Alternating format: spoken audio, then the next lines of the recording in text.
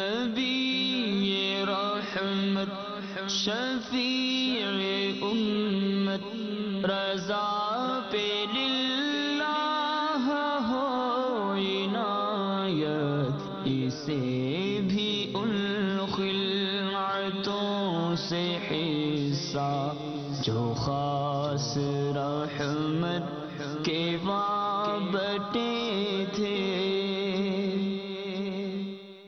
الحمد لله رب العالمين والصلاة والسلام على سيد المرسلين أما بعد فأعوذ بالله من الشيطان الرجيم بسم الله الرحمن الرحيم الصلاة والسلام عليك يا رسول الله وعلى آلك وأصحابك يا حبيب الله الصلاة والسلام عليك يا نبي الله وعلى آلك وأصحابك يا نور الله۔ مدنی چینل کے ناظرین، درود پاک کی کثرت ہمیں کرنی چاہیے، اس کی بہت برکتیں ہیں۔ چنانچہ مدنی پنجسورہ میں لکھا ہے، درود شریف پڑھنا نبی رحمت صلی اللہ تعالی علیہ وآلہ وسلم کی شفاعت کا سبب ہے۔ درود شریف پڑھنا گناہوں کی بخشش کا باعث ہے۔ درود شریف کے ذریعے اللہ تعالی بندے کے غموں کو دور کرتا ہے۔ درود شریف پڑھنے کے باعث بندہ قیامت کے دن رسول اکرم صلی اللہ تعالی علیہ وسلم کا قرب حاصل کرے گا۔ صلو علی الحبیب صلی اللہ تعالی علی محمد وعلی آلہ وصحبہ وبارک وسلم۔ بخاری شریف کی حدیث نمبر 2118 میں ہے، رسول پاک صلی اللہ تعالی علیہ وآلہ وسلم نے ارشاد فرمایا، ایک لشکر کعبہ معظمہ پر حملہ کرے گا۔ جب وہ بیضاء کے مقام پر پہنچے گا تو ان کے اگلے پچھلے سب کو زمین میں دھسا دیا جائے گا۔ ام المؤمنین سیداتنا عائشہ صدیقہ رضی اللہ تعالی عنہا فرماتی ہیں، میں نے عرض کی، یا رسول اللہ صلی اللہ تعالی علیہ وآلہ وسلم، ان کے اگلے پچھلے سب کیسے دھسا دیے جائیں گے؟ حالانکہ ان میں سے بعض تو دکاندار ہوں گے اور کچھ ان لشکریوں میں سے نہ ہوں گے۔ فرمایا، ان کے اول و آخر کو دھسا دیا جائے گا، پھر وہ اپنی اپنی نیتوں پر اٹھائے جائیں گے۔ تو روز قیامت ہر شخص اپنی اپنی نیت پر اٹھایا جائے گا، تو نیت کی اصلاح بہت ضروری ہے۔ تو اچھی اچھی نیتیں ہر نیک اور جائز کام میں ہمیں کرتے رہنا چاہیے۔ سلسلے میں شرکت کی اچھی اچھی نیتیں کر لیجیے، حصول ثواب، اللہ کی رضا، توجہ کے ساتھ سننا، ادب کے ساتھ بیٹھنا وغیرہ وغیرہ۔ اصال ثواب وغیرہ کی نیتیں بھی کی جا سکتی ہیں، درود پاک پڑھنے کی نیتیں بھی کی جا سکتی ہیں۔ رجب المرجب وہ مبارک مہینہ ہے جس کی 27ویں شب کو اللہ تبارک و تعالیٰ نے اپنے محبوب علیہ الصلاۃ والسلام کو اپنا دیدار کرایا، اپنا قرب خاص بخشا، اپنے کلام سے مشرف فرمایا۔ تو سید اعلی حضرت رضی اللہ تعالی عنہ کے معراج کے متعلق اشعار جو قصیدہ معراجیہ کے علاوہ ہیں وہ ہم سن رہے ہیں، اور اس کے تحت ذکر معراج ہم کر رہے ہیں الحمدللہ۔ سید اعلی حضرت رضی اللہ تعالی عنہ فرماتے ہیں، طور پر کوئی چرخ پہ یہ عرش سے پار، طور پر کوئی چرخ پہ یہ عرش سے پار،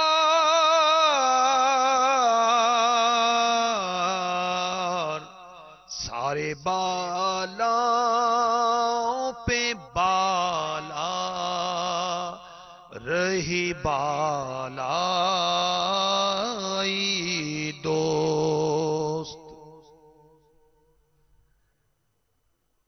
اللہ تبارک و تعالی نے دیگر انبیاء کو بھی معراج کرائی، کسی کی طور تک اور کسی کے معراج آسمان پہ اپنے محبوب صلی اللہ علیہ وسلم کو جو معراج کرائی، سبحان اللہ، وہ عرش سے پار تو سارے بالاؤں پر بالا رہی بالائی دوست.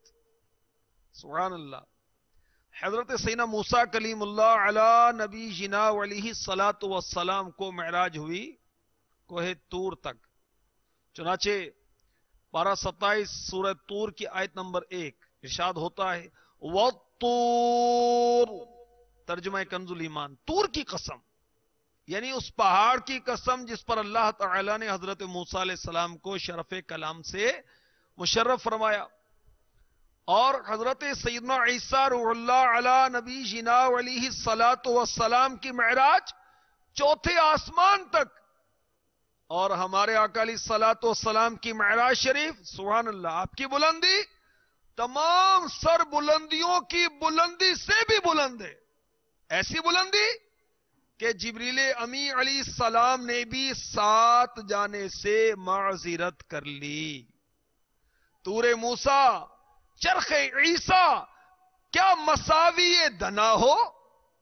موسیٰ علیہ السلام کو کوہ طور پر بلایا گیا، حضرت سیدنا عیسیٰ روح اللہ علی نبی جنا علیہ الصلاۃ والسلام کو آسمان پر بلایا گیا، اور ہمارے آقا علیہ الصلاۃ والسلام کو عرش سے بھی پار ورا الورا بلایا گیا، اور اللہ تبارک و تعالی نے قرب خاص بخشا جس کا سورہ نجم میں ذکر خیر ہوتا ہے. سنیے، ایمان تازہ کیجئے. ارشاد ہوتا ہے ثم دنا فتدلى فكان قاب قوسين او ادنى.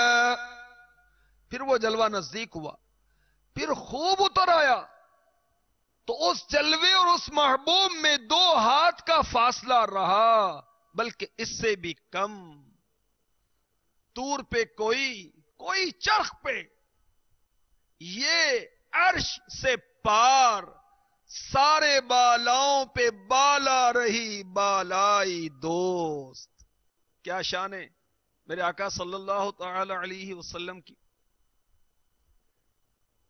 حضرت سیدنا ابراہیم خلیل اللہ علی نبی جنا علیہ الصلاۃ والسلام کو بھی معراج ہوئی. چنانچہ 7 سورہ انعام کی آیت نمبر 75 میں ارشاد ہوتا ہے وَكَذَلِكَ نُرِي إِبْرَاهِيمَ مَلَكُوتَ السَّمَاوَاتِ وَالْأَرْضِ. اور اسی طرح ہم ابراہیم کو دکھاتے ہیں ساری بادشاہی آسمان اور زمین کی. یعنی حضرت سیدنا ابراہیم خلیل اللہ علی نبی جنا علیہ الصلاۃ والسلام کو صخرہ پتھر پر کھڑا کیا گیا اور سماوات مکشوف کیے گئے. عرش، کرسی، آسمانوں کے عجائب، جنت میں اپنے مقام کو آپ نے دیکھا، زمین کشف فرما دی گئی، ظاہر کر دی گئی. آپ نے سب سے نیچے کی زمین تک نظر کی، آسمانوں کے عجائب دیکھے. حضرت سیدنا موسیٰ کلیم اللہ علی نبی جنا علیہ الصلاۃ والسلام کا نام اللہ تبارک و تعالیٰ کا کلام سننے کے لیے کوہ طور پر حاضر ہوتے تو آپ نے طہارت کی، پاکیزہ لباس پہنا، روزہ رکھ کر طور سینا پر حاضر ہوئے تو اللہ تعالیٰ نے ایک ابر نازل فرمایا جس نے پہاڑ کو ہر طرف سے بقدر 4 فرسنگ کے ڈھک دیا. شیاطین اور زمین کے جانور حتیٰ کے ساتھ رہنے والے فرشتے تک وہاں سے علیحدہ کر دیے گئے، اور موسیٰ علیہ السلام کے لیے آسمان کھول دیا گیا. آپ نے ملائکہ کو ملاحظہ فرمایا ہوا میں کھڑے. حضرت موسیٰ علیہ السلام نے عرش الہی کو صاف دیکھا، الواح پر قلموں کے چلنے کی آواز سنی. اللہ تعالی نے آپ سے کلام فرمایا. حضرت موسیٰ علیہ السلام نے اللہ کی بارگاہ میں اپنے معروضات پیش کیے. اس نے اپنا کلام کریم سنا کر نوازا. اس وقت جبریل امی علیہ السلام ساتھ تھے. جو اللہ تعالی نے موسیٰ علیہ السلام سے فرمایا جبریل امی علیہ السلام نے کچھ نہ سنا، اور حضرت موسیٰ علیہ السلام کو کلام ربانی کی لذت نے رب کے دیدار کا آرزو مند بنایا. میرے آقا علیہ الصلوۃ والسلام کی ایسی معراج جو کسی کے لیے نہیں بلکہ آپ کے خصائص میں سے ہے، آپ کو اس کی خصوصیت ہے. قبلہ مفتی احمد یارخان نعیمی رحمۃ اللہ تعالی علیہ فرماتے ہیں تمام معجزات اور دراجات جو انبیاء کو علیحدہ علیحدہ عطا فرمائے گئے وہ بلکہ ان سے بڑھ کر حضور علیہ الصلاۃ والسلام کو عطا ہوئے. اس کی بہت سی مثالیں. حضرت موسیٰ کلیم اللہ علی نبینا علیہ الصلاۃ والسلام کو یہ درجہ ملا کہ وہ کوہ طور پر جا کر رب سے کلام کرتے تھے. حضرت عیسیٰ علیہ السلام چوتھے آسمان پر بلائے گئے. حضرت ادریس علیہ الصلاۃ والسلام جنت میں بلائے گئے.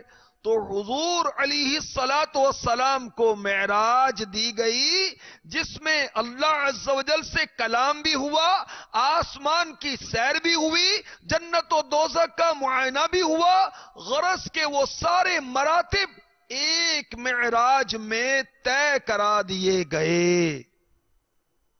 تمام پیغمبروں نے اللہ عز و جل کی اور جنت و دوزخ کی گواہیاں دی اور اپنی اپنی امتوں سے پڑھوایا کہ اشہد ان لا الہ الا اللہ. مگر ان حضرات میں سے کسی کی گواہی دیکھی ہوئی نہ تھی، سنی ہوئی تھی، اور گواہی کی انتہا دیکھنے پر ہوتی. تو ضرورت تھی کہ اس جماعت پاک انبیاء میں کوئی ہستی وہ بھی ہو کہ ان تمام چیزوں کو دیکھ کر گواہی دے، اس کی گواہی پر شہادت کی تکمیل ہو جائے. یہ شہادت کی تکمیل حضور علیہ السلام کی ذات پر ہوئی. حضور علیہ الصلوۃ والسلام تمام مملکت الہیہ کے باعطائے الہی مالک ہیں. اسی لیے جنت کے پتے پتے پر حوروں کی آنکھوں میں غرض کے ہر جگہ لکھا ہوا ہے لا الہ الا اللہ محمد الرسول اللہ صلی اللہ تعالی علیہ وسلم. یعنی یہ کہ چیزیں اللہ کی بنائی ہوئی ہیں اور محمد الرسول اللہ صلی اللہ تعالی علیہ وسلم کو دی ہوئی ہیں. میں تو مالک ہی کہوں گا کہ ہو مالک کے حبیب، یعنی محبوب و محب میں نہیں میرا تیرا. مفتی احمد یارخان نعیمی رحمۃ اللہ تعالی علیہ مزید لکھتے ہیں مرضی الہی یہ تھی کہ مالک کو اس کی ملکیت دکھا دی جائے صلی اللہ تعالی علیہ وسلم. تو جو معراجیں انبیاء کو ہوئیں، حضرت موسیٰ علیہ السلام کوہ طور پر جا کر رب سے کلام کرتے، حضرت عیسیٰ علیہ السلام چوتھے آسمان پر بلائے گئے، حضرت ادریس علیہ السلام جنت میں بلائے گئے، حضرت ابراہیم علیہ السلام نے زمین و آسمان کا مشاہدہ فرمایا، مگر معراج مصطفیٰ سب سے بڑھ کر ہے. طور پر کوئی چرخ پہ یہ عرش سے پار، سارے بالا پہ بالا رہی بالا دوست. فتاوی رضویہ شریف جلد 30 صفحہ 638. سیدی اعلی حضرت علی رحمت رب العزت پیارے آقا علیہ الصلوۃ والسلام معراج کے دولہ صلی اللہ علیہ وسلم کا ارشاد پاک لکھتے ہیں، فرمایا مجھے میرے رب عز و جل نے فرمایا نخلت ابراہیم خلتی وکلمت موسیٰ تکلیما وَأَعْطَيْتُكَ يَا مُحَمَّدُ كِفَاحًا صلی اللہ تعالی علیہ وسلم. میں نے ابراہیم کو اپنا خلیل بنایا اور موسیٰ سے کلام فرمایا، اور اے محمد مواجہ بخشا کہ بے پردہ بے حجاب تم نے میرا جمال پاک دیکھا. یا نبی یا نبی یا نبی یا نبی یا نبی یا نبی یا نبی یا نبی سب سے اعلیٰ ہمارا نبی، سب سے بالا والا ہمارا نبی، اپنے مولا کا پیارا ہمارا نبی، دونوں عالم کا دولا ہمارا نبی. یا نبی یا نبی یا نبی یا نبی صلو علی الحبیب صلی اللہ تعالی علی محمد وعلى آلہ وصحبہ وبارک وسلم. نبی رحمت شفیع امت رضا پہ للہ ہو عنایت، اسے بھی ان خلعتوں سے حصہ جو خاص رحمت کے وابطے تھے. اللہ والے جو اللہ سے ملا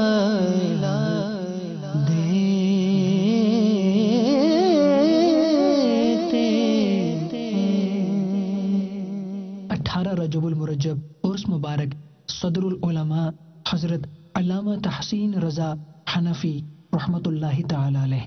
صدر العلماء حضرت علامہ تحسین رضا حنفی رحمۃ اللہ تعالی علیہ کی ولادت باسعادت 14 شعبان المعظم 1348 سن ہجری مطابق 1930 سن عیسوی کو بریلی شریف یو پی ہند میں ہوئی.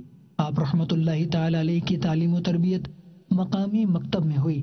مزید تعلیم کے لیے وقت کے نامور اساتذہ کے سامنے زانو تلمذ طے کیے.